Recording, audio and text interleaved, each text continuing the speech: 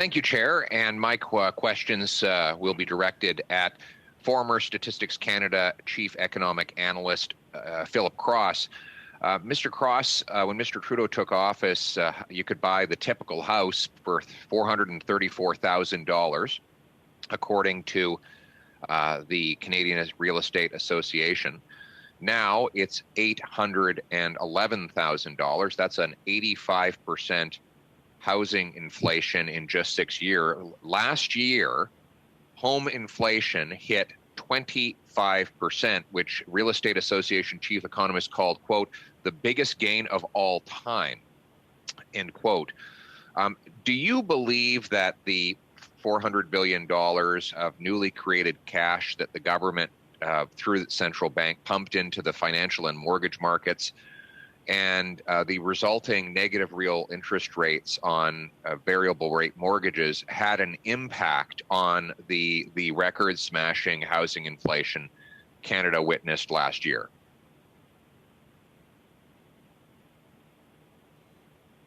Oh, Mr. Cross, you're on mute. Sorry, yeah, I forgot to unmute. I don't think there's any question it had a contributing and a large role. I think part of the problem, I think Mr. Perot put his finger on it, is that in this country, the federal government operates on a lot of the levers that control housing demand, notably through interest rates and immigration quotas, and yet the supply of housing is controlled at the provincial and local level. And we've had an enormous amount of stimulus go into housing. We've seen a big shift in consumer spending from services to goods. And obviously, that's created a lot of inflationary pressures. Right, and as Mr. Perot did say, housing inflation is homegrown. Bloomberg reports Canada has the second most inflated housing market in the world. Vancouver is the second most unaffordable, and Toronto the fifth most unaffordable market on planet Earth, according to Demographia. Obviously, this is bizarre because Canada has among the most abundant supply of land on planet Earth. So it's strange that we would have such difficulty housing our people, or that we would be experiencing such inordinate house price inflation. Can you blame the inflation in land prices, Mr. Cross, on supply chain bottlenecks? Well, certainly going back to, that's particularly a problem at the local level. It seems to be especially a problem in areas like Toronto and Vancouver, where land is constrained or contained to certain areas, and the local governments have been reluctant to increase supply, but we've also seen demand increase sharply. Right. So it's not just a matter of supply. We've seen demand increase sharply. This goes back to 2015 when the Bank of Canada first lowered interest rates. If you look at graphs of housing prices in Vancouver and Toronto, they weren't doing anything exceptional before 2015. The minute we cut interest rates in 2015 and the oil boom stopped in Alberta and people immigrants stopped coming to Canada, going through Toronto and Vancouver, and then on to Calgary, they just stuck into Toronto and Vancouver, and we saw prices in those areas start to explode in 2015, and it's just continued ever since. Right now, you can get a variable rate mortgage for 1.6%, which is 3 points below inflation. In other words, we have negative real rates. We're paying people to borrow big sums at variable rates with very low down payments. Is this contributing to inflating the housing prices?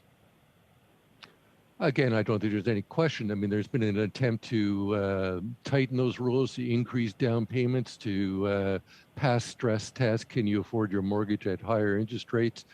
But obviously that's been over. People have been able to find other sources of finance, particularly the bank of mom and dad, that has easily circumvented these attempted regulations. Right. Banking rules, mortgage insurance, monetary policy, money laundering are all federal. So is housing inflation here and now under this government. That's what some people are calling it, just inflation. I won't ask you to comment on that.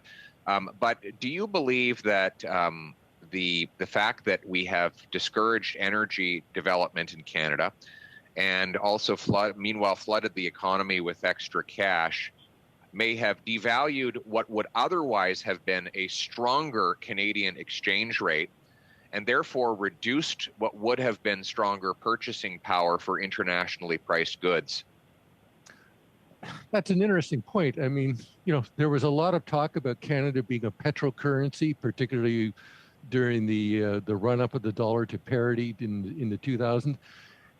Over the last year, we've seen oil prices recover substantially from record lows to $85, $86.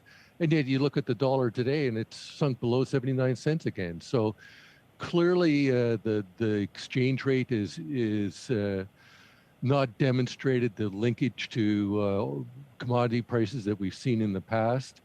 Used to be on that point, you used to be able to get, it used to be that you'd have the Canadian dollar to the U.S. would be about a penny to the dollar of the oil price. So if oil was at $100, you'd have parity. If oil was at $90, Canada's dollar would be at 90 cents. But that linkage has been broken, and we're no longer increasing the value of our dollar as oil prices go up. Which means, of course, when we buy internationally priced goods that end up in our grocery shelves or in our living rooms, we have a weaker purchasing power with which to do it. Do you agree that might be one of the reasons why Canada has 30-year highs in its inflation? Very short answer, Mr. Cross, 20 seconds. Unquestionably, there's something like 1/3 of the CPI is imported. So there's going to be a direct impact there, particularly in high visible areas like food and energy. Thank you. And that's your time, Mr. Poilievre. We are moving to the Liberals and Mr. Baker for 6 minutes. Mr. Mclean for 5 minutes.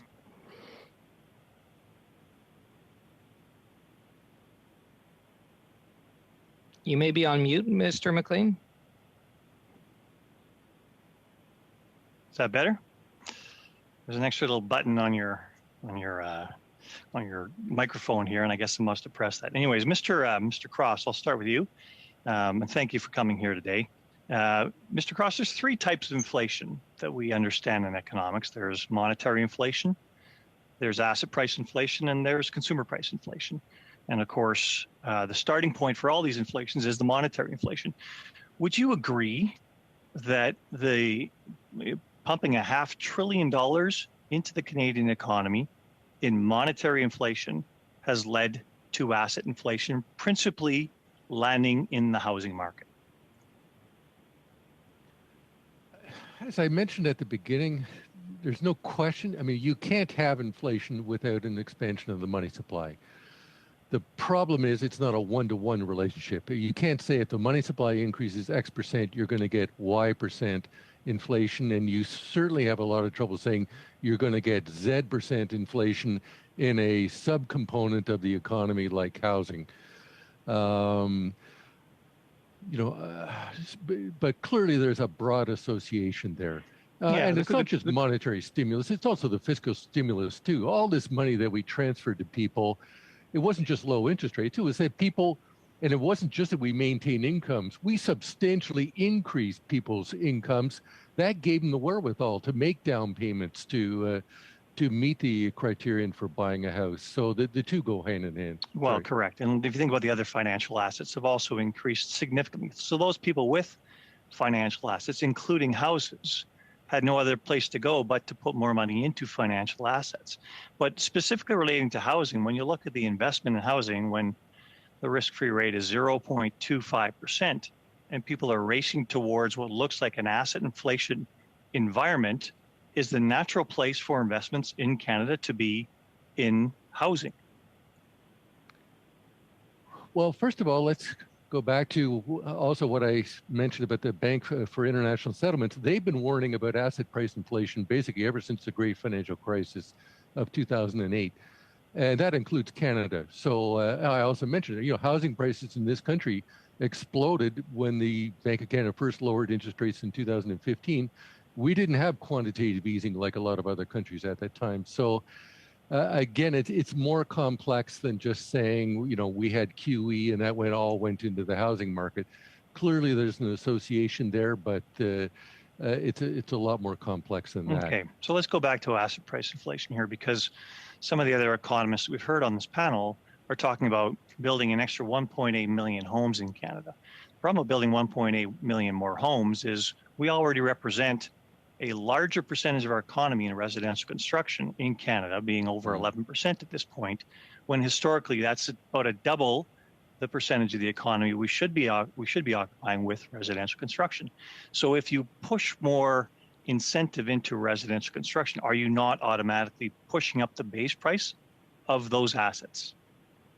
Oh, there's no question. I mean, we've had, because of high immigration rates and historically low interest rates, we've done everything possible to boost demand, and we weren't conscious of whether supply could possibly adjust to meet that. And the result has been this explosive increase in prices. So undoubtedly that's so let's jump into that a little more if you can, please. So we've got an explosive increase in the products that it takes to build a house, and yet you look at timber prices and they haven't increased that much in Canada. Tell me where that disconnect is between the actual raw material increase and the actual construction material increase. Where is the value actually being escalated as far as inflation goes? I'm not sure I follow the question. Where is the value going? Yeah, so we've got timber that really hasn't, and the same thing in the food market, if you will. We've got beef costing more at the store, but cows in the hoof are not getting the same increase in price. I think I got where you're going here. I mean, obviously, most of it has gone into, most of the value has been captured by people already owning existing homes. It's not going into the construction of new homes. It's not going into the value-added chain. It's been captured as higher prices by existing homeowners. And sorry, go ahead. No, that's okay. Thank you. So, Mr. Mclean, that's 5 minutes. Thank you very much.